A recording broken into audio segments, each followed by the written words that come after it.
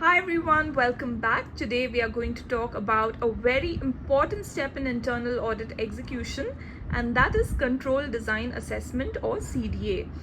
So many people confuse CDA with CET, which is control effectiveness testing, but they are actually different. So in this video, we'll first understand what CDA is, why it comes before CET, what exactly we check during CDA, along with real life examples, and finally how you can document CDA in your work papers. So let's start with the difference between CDA and CET. So a control design assessment is about checking if the control is designed properly on paper, meaning if the control is performed exactly as described in the SOP or exactly as described to you by the auditees or the stakeholders. Will it reasonably mitigate risk? Will it prevent or detect the risk? So you're not checking the actual control execution, you're just checking the design of the control. In control effectiveness testing, you're checking if the control is actually working in practice on the transaction. So you're checking if the control is being implemented in the same way as it has been designed and it is operating effectively.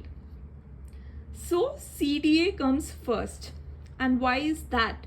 Because if the design itself is weak, then there is no point in testing whether it is working. So you cannot test the effectiveness of a broken design. So now let's see how you can perform a CDA in reality and how you can document it as well. So in any audit, when you start field work, you start first with the walkthrough. You will have a meeting with the client, with the stakeholders, and understand the process. And based on the process understanding, you will identify what are the key controls. And then for those key controls, we perform a control design assessment. So on the screen, you can see certain key fields that you must include in your audit work paper when you perform a control design assessment. So these include the audit name or the client name, then the control ID, the control description, what is the risk that the control is mitigating, then the frequency of the control, is it daily, weekly, monthly, annual, then what kind of evidence is there to indicate that the control is being performed, then who is the control owner, when was the walkthrough done, what is the type of control, is it preventive or is it detective, what is the nature of control, is it manual or automated, and lastly a conclusion, whether based on your assessment is the control designed adequately or it appears to be designed inadequately. Also, you can have a flowchart within your control design assessment document. So if you see my screen, I have included a flowchart for the payment processing workflow. So the flowchart is always customizable. It depends on what are the principles and practices in your organization, what is the way your management wants you to document the flowchart. So this is just a draft wherein I have shown what are the different steps in the payment processing workflow. So we are starting with invoice posting in SAP. So this is being done by the accounts payable team. Then we have the three-way match. So if you see, I have indicated there as C1. That means there is a control there. So if there is a three-way match and if the invoice matches the PO and GRN, if yes, a payment proposal is run, the payment is reviewed and approved as per the DOA. Then finally, the payment run is generated, payment file is shared with the treasury team, it is uploaded in bank portal, and then the payment is released by authorized signatories. If the three-way match itself fails, then the invoice will be blocked and the process doesn't really end there. Then there will be exception resolution. But for the sake of focusing solely on payment processing, I have limited this flowchart to these steps only. So you can customize the flowchart in the way you want, but the intent of the flowchart is that it should be clearly understandable, so that whenever an independent person or third party sees the flowchart, they can at a glance understand what is the process, where is the control in the process. So if you see, I have indicated C1, C2, C3, 3 controls in the process. So you can also have a legend to indicate, okay, C1 is automated, or a particular color indicates a manual or an IT dependent control. And you can have swim lanes to indicate the roles and responsibilities. For example, the first 2 rows of boxes here are being done by accounts payable team. So you can have swim lanes in Visio. So now coming to what all you check in assessing the control design. So it is very simple. It's in fact very easy, logical, common sense based approach. You need to check who, what, why, when, okay, in very simple terms. So first, who performs the control? So we are checking the competence and authority of the persons who are performing the control. So we don't simply take the DOA and say, okay, this manager is authorized to approve the control, so I will ensure that all the transactions are approved by a particular person as per the DOA. Of course, that is a step, but when we are doing CDA, we are going beyond that. We are challenging whether whoever is authorized is actually competent. Do they have the right experience? So for example, the DOA may say that all associates in the company can approve payment transactions. But if I'm doing a CDA, I will check what is the experience or tenure of that person. Are the associates skilled? Are they being trained on what to check before approving the transaction? How long they have been in the company? What is their qualification? So these are the kind of things we check when we look at the competence and authority of the persons performing the control. So next, coming to the frequency of the control. So the frequency can be annual, monthly, weekly, ad hoc, need-based. It can be anything. Now, as an auditor, we don't blindly rely on the frequency of the control as communicated to us. We will challenge whether that frequency is appropriate, keeping in mind the risk associated as well as the volume of transactions. For example, let's say there is an annual control for procurement budgeting. Is that reasonable?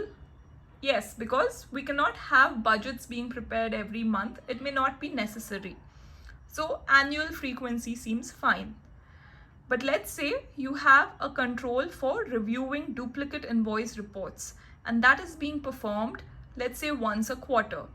Now that is inappropriate to me, because let's say that there are thousands of transactions or invoice payments that are happening every week. So having a control only once a quarter to check duplicate invoices seems a little risky. So we could propose a frequency which is more suited to the volume of transactions, let's say monthly or weekly, right? So it all depends on the circumstances at the client location, what kind of process it is, what is the risk. So we need to document why we are comfortable with the existing frequency of the control, or why we are recommending an alternate frequency. So next we will examine whether the control can be bypassed, and for doing this we will pay attention to the risk associated with the control and also the nature of the control. Is the control manual or automated, and whether it is preventive or detective. As a thumb rule, manual controls can be bypassed easily in comparison to automated controls, and preventive controls are more robust than detective controls because they help to prevent the risk in the first place. So instead of detecting and correcting the exceptions or discrepancies later, preventive control will help to prevent those from arising in the first place. So for example, in the workflow that we saw for payment processing, we saw that the first control is a three-way match, which is being performed directly by SAP, wherein the invoice is being compared with the PO and the GRN. And only if it is matching, then the payment processing can take place. If not, the invoice is blocked. So this is a good automated control. So it will prevent payments unless there is a three-way match. So let's take a scenario where the control is not automated. Rather, a three-way match is being performed manually by the procurement team before paying the invoice. So, of course, manual control prone to error, prone to omission, but that doesn't mean that the control design fails. So this is where an auditor's judgment comes in. So you need to evaluate based on what you have observed during your walkthrough, whether you are comfortable with the manual control as well, because not all controls can be automated. So in this case, maybe you can check whether the team is qualified and whether there's a mitigating control. Let's say at the end of the day, the team will send a status update to the manager of the reconciliation being done. Or if there's any detective control later on, say at the end of the week, a report is reviewed to identify any invoices which are not matching with the PO and the GRN. This will give you a comfort that though the control is manual, it cannot be bypassed easily. Also, another way to check whether the controls can be bypassed is to look for segregation of duties. The same person should not be able to do all the steps in the entire transaction. So if the person is approving the payment, the person should not be able to release the payment. Or if a person is creating a PO, should not be able to create a GRN as well as an invoice posting. So these are the inherent checks that you will have to do. And also another way is to check access rights. So the system access should be restricted only to the person who are authorized and the person who truly need the access. So next, coming to the evidence of the control, always remember no evidence means no control. We do not rely on verbal confirmation from the client that the control has been performed. We need to see evidence, and the evidence has to be sufficient. It has to be appropriate. For example, if you're looking at approvals, then we check whether there is an approved DOA in place and there's an audit trail that denotes which transaction has been approved by whom and at what time. Oftentimes, when we look at review-based controls, for example, there's a critical project. Let's say there's an SAP implementation project, and one of the controls is periodic review by management to ensure that the project is progressing timely, any roadblocks are being addressed. So in that case, let's say a deck is being shared by the team with the management. Now, is that sufficient evidence for you to conclude that the control is operating or it is designed properly? If you ask me, we do not know if the management is even reading that deck or if they have even decided what to do next. So in this case also, the evidence is not sufficient. So what you can alternatively challenge or look for is whether there are periodic meetings to decide on the progress of the project. What kind of minutes of meeting are available? Who is attending those meetings? Are those people adequately qualified and competent? What kind of action items are taken? What is the progress month on month based on these meetings? So these are some of the things you can check. So always look for appropriate and sufficient evidence. So coming to the next point, which is IUC, or information used in controls. So in this case, as an auditor, you will always check for completeness and accuracy of any information being used for performance of the control. So let's understand this with the help of an example. So let's say there's a dashboard that has been prepared in Power BI, which gives the management a holistic picture of all the payments that have been processed or are pending to be processed since the last 6 months. So let's say from this dashboard itself, the management can identify the aging of payments for any pending payments and also see if there are any duplicate payments or errors in payments. Okay, so this becomes a critical dashboard because the management will make decisions on the basis of this dashboard, right? So as an auditor, when you look at the review being performed by the management, we will not blindly rely on this dashboard data because you need to be comfortable that whatever data is there in the dashboard is accurate and complete. And for this, what we can do, we will check this dashboard data with the source data. So where is the source data being stored? So if it is SAP, we will compare the number of records in SAP and the number of records in this dashboard to first check the completeness of data. Then we will get into accuracy of data as well, wherein let's say we will compare the invoice number, the payment date, the payment amount, and all these critical details and identifiers across both SAP and the Power BI dashboard, and then opine on whether the information is complete and accurate.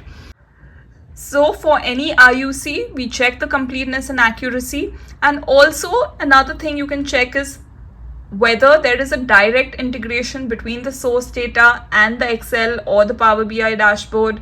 If that is the case, there's a lesser chance of error.